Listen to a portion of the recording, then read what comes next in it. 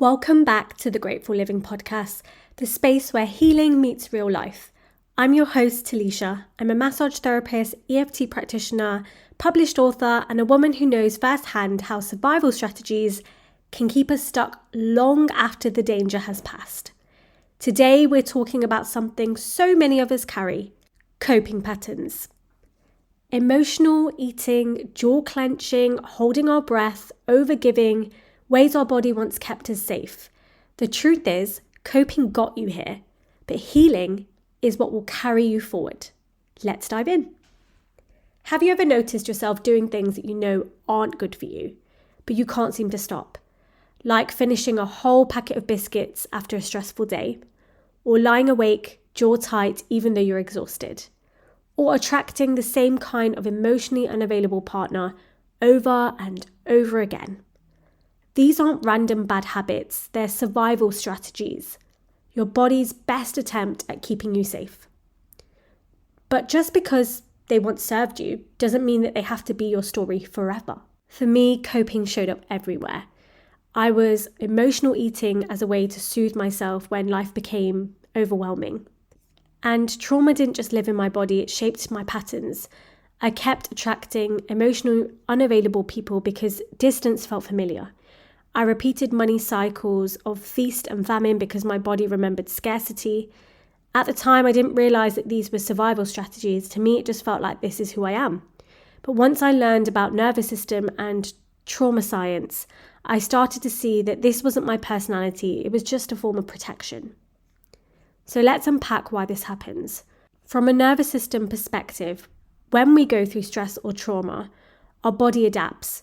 According to the polyvagal theory, the nervous system has three main states: fight or flight, which is mobilized, anxious, on edge; shutdown/freeze, which is when we're numb, collapsed, disassociated; and the third is social engagement/safety, which is calm, present, and connected.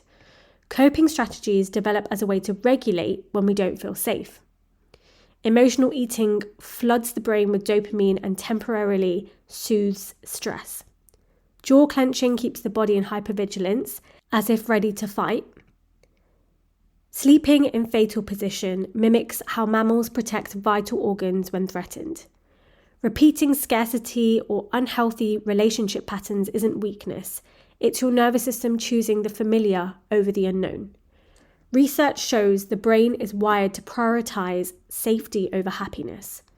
So your coping isn't random, it's your body's attempt at survival. But here's where there's hope.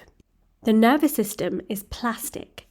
With support and regulation, it can learn new pathways. So how do we move from coping to healing? Number one, awareness without judgment. Instead of shaming yourself for emotionally eating or clenching your jaw, ask, what is this coping trying to protect me from? Number two, offer your body safety. Use practices like butterfly tapping, somatic shaking, or deep belly breathing. These tell your nervous system it's safe to let go now. Number three, rewrite the patterns gently. For example, if scarcity shows up, start with micro practices of abundance.